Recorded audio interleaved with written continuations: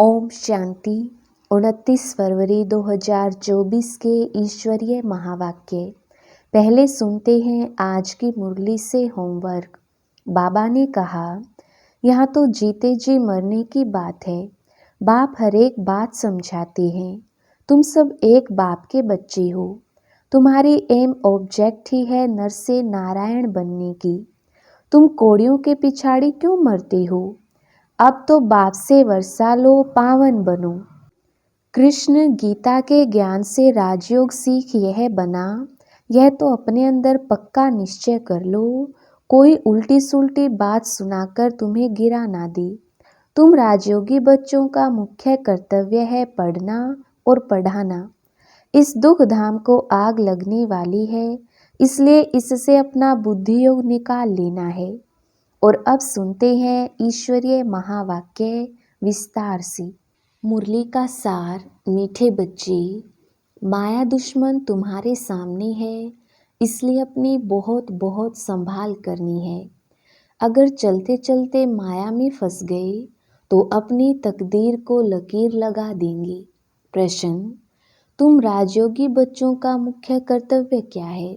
उत्तर, पढ़ना और पढ़ाना, यही मुख्य कर्तव्य है तुम्हारा। तुम हो ईश्वरीय मत पर। तुम्हें कोई जंगल में नहीं जाना है। घर गृहस्थ में रहते शांति में बैठ बाप को याद करना है। अलफ और बे, इन्हीं दो शब्दों में तुम्हारी सारी पढ़ाई आ जाती है। ओम शांति। बाप भी ब्रह्मा द्वारा कह सकते हैं कि बच्चों गुड मॉर्निंग, परंतु फिर बच्चों को भी रेस्पॉन्ड देना पड़े। यहाँ है ही बाप और बच्चों का कनेक्शन।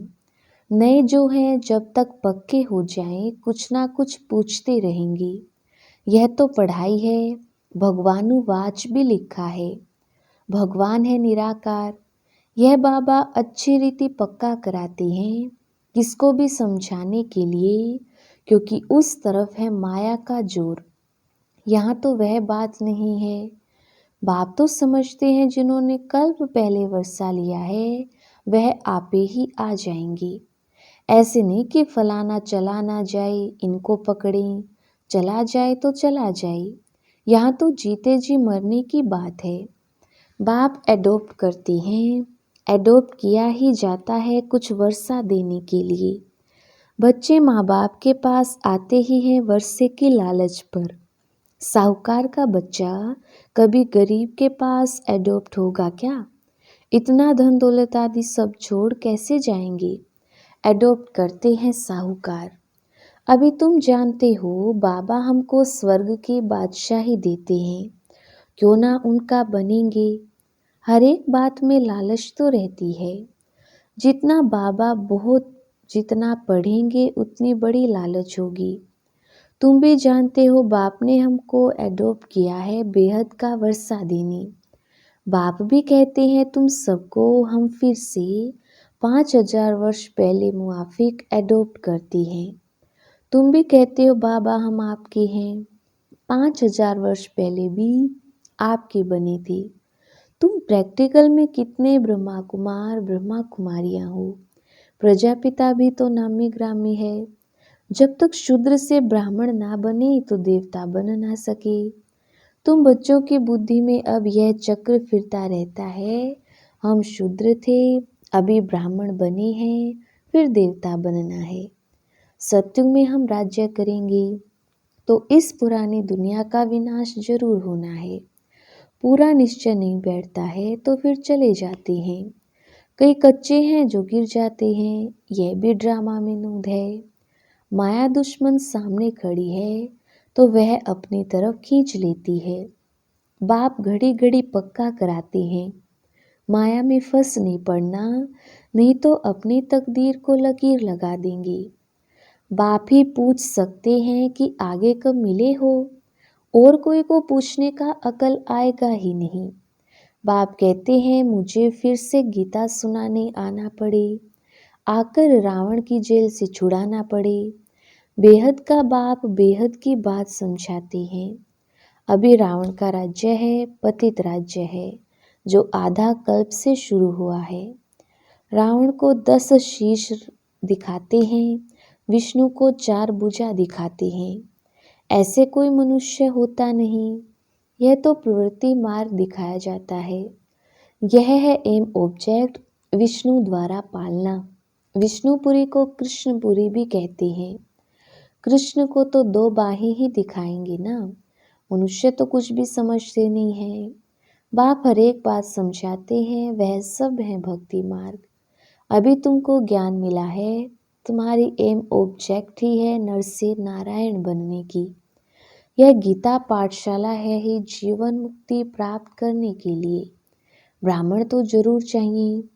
यह है रुद्र ज्ञान यज्ञ। शिव को रुद्र भी कहते हैं।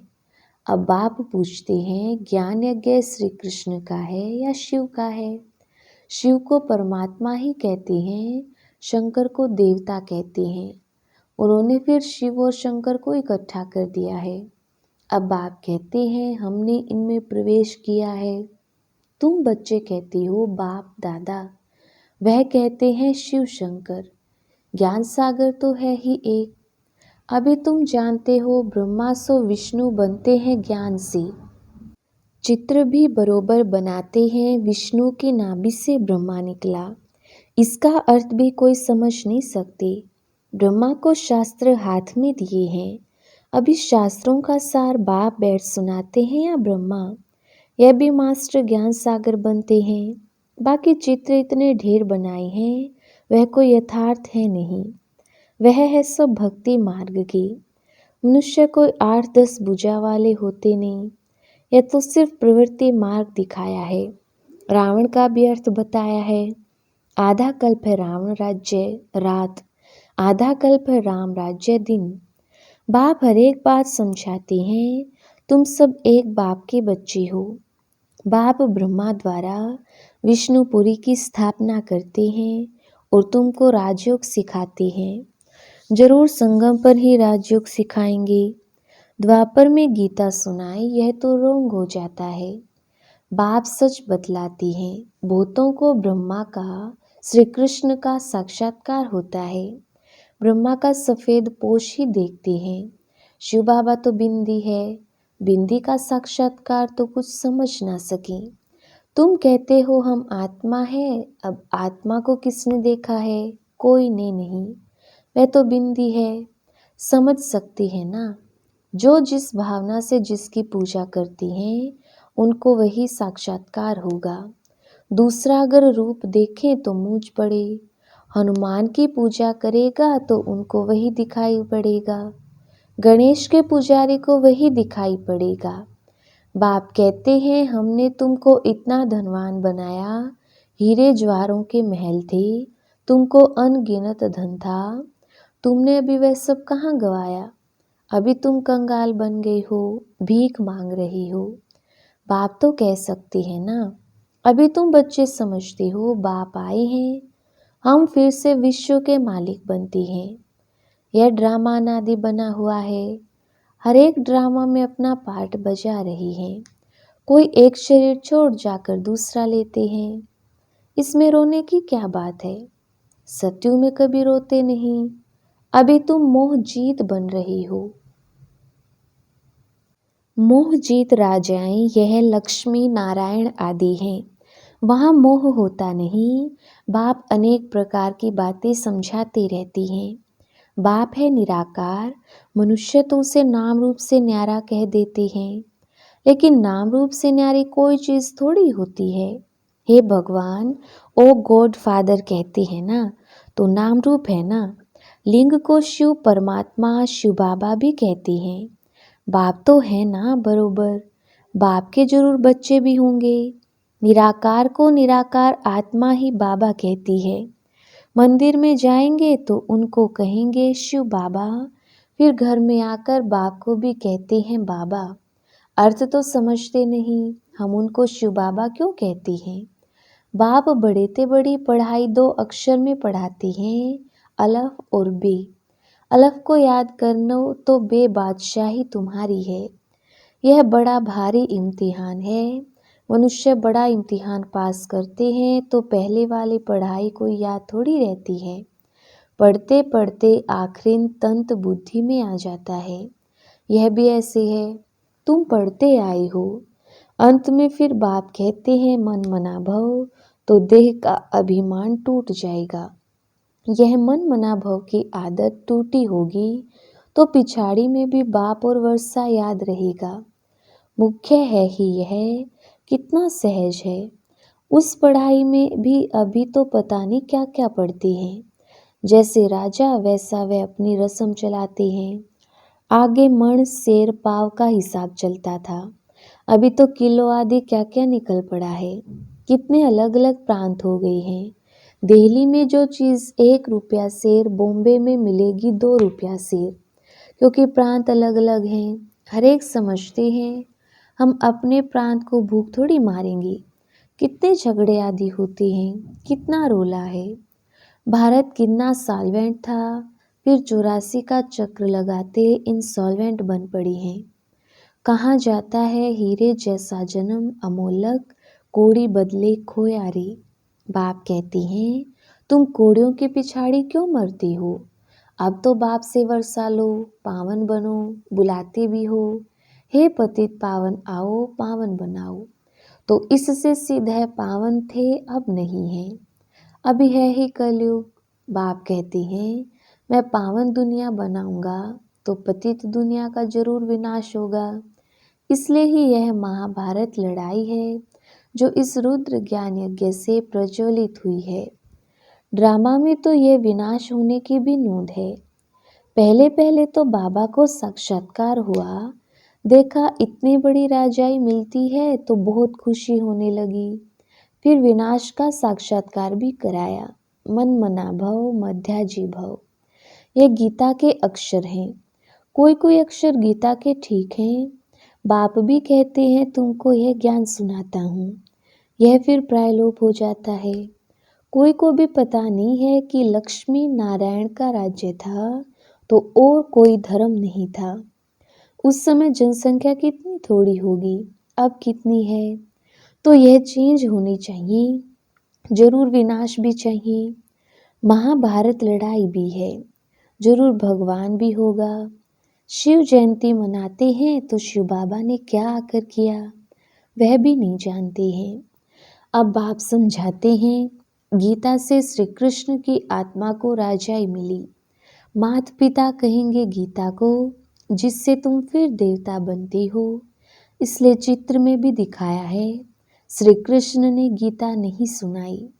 श्री कृष्ण गीता के ज्ञान से राजयोग सीख यह बना। कल फिर श्री कृष्ण होगा। उन्होंने फिर शिव बाबा के बदले श्री कृष्ण का नाम डाल दिया है। तो बाप समझाते हैं यह तो अपने अंदर पक्का निश्चय कर लो, कोई उल्टी सुल्टी बात सुनाकर तुम्हें गिरा ना दे।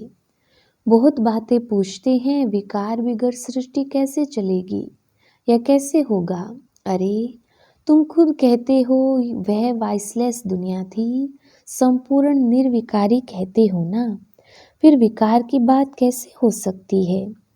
अब तुम जानते हो बेहद के बाप से बेहद की बादशाही मिलती है, तो ऐसे बाप को क्यों नहीं याद करेंगे।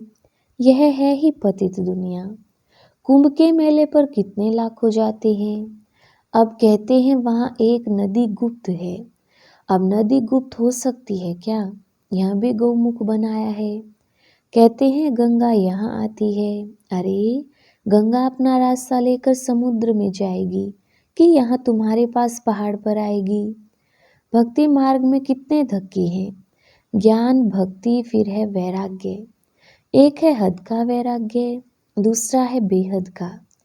सन्यासी घर बार छोड़ जंगल में रहते हैं, यहाँ तो वह बात भी नहीं। तुम बुद्धि से सारी पुरानी दुनिया का सन्यास करते हो। तुम राजयोगी बच्चों का मुख्य कर्तव्य है पढ़ना और पढ़ाना। अब राज्यों को जंगल में थोड़ी सिखाया जाता है। यह स्कूल है, ब्रांचेस निकलती जाती हैं। तुम बच्चे राजयोग सीख रहे हो। शिव बाबा से पढ़े हुए ब्राह्मण ब्राह्मणियाँ सिखाते हैं। एक शिव बाबा थोड़ी सबको बैठ सिखाएगा। तो यह हुई पांडव गवर्नमेंट। तुम हो ईश्वरीय मत पर यहाँ तुम कितना शांति में बैठी हो, बाहर तो अनेक हंगामे हैं। बाप कहते हैं 5 विकारों का दान दो तो ग्रहण छूट जाएगा। मेरे बनो तो मैं तुम्हारी सब मनोकामनाएं पूरी कर दूंगा। तुम बच्चे जानते हो अभी हम सुखधाम में जाते हैं, दुख धाम को आग लगनी है। बच्चों ने विनाश का साक्षात्कार भी किया है। अब टाइम बहुत थोड़ा है, इसलिए याद की यात्रा में लग जाएंगे तो विकर्म विनाश होंगे और ऊंच पद पाएंगे। अच्छा, मीठे मीठे सिकिलदे बच्चों प्रति माता पिता बाप दादा का याद प्यार और गुड मॉर्निंग। रूहानी बाप की रूहानी बच्चों को नमस्ते। हम रूहानी बच्चों की रूहानी बाप दादा को याद प्यार, गुड मॉर्निंग और नमस्ते जी। धारणा के लिए मुख्य सार। पहला पॉइंट, बाप के वर्षे का पूरा अधिकार लेने के लिए जीते जी मरना है, एडॉप्ट हो जाना है। कभी भी अपनी ऊंची तकदीर को लकीर नहीं लगानी है। दूसरा पॉइंट, कोई भी उल्टी सुल्टी बात बोलकर संशय में नहीं आना है। जरा भी निश्चय ना हिले, इस दुख धाम को आग लगने वाली है, इसलिए इससे अपना बुद्धि योग निकाल लेना है। वरदान, समय प्रमाण अपने भाग्य का सिमरण कर खुशी और प्राप्तियों से भरपूर बनने वाले स्मृति स्वरूप भव। विस्तार, भक्ति में आप स्मृति स्वरूप आत्माओं के यादगार रूप में भगत अभी तक आपके हर कर्म की विशेषता का सिमरण करते अलौकिक अनुभवों में खो जाते हैं। तो आपने प्रैक्टिकल जीवन में कितने अनुभव प्राप्त किए होंगे।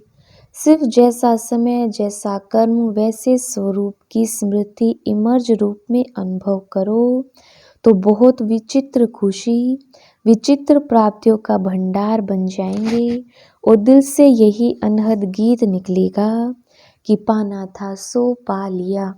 स्लोगन, नंबर 1 में आना है तो सिर्फ ब्रह्मा बाप के कदम पर कदम रखते चलो। अच्छा, ओम शांति।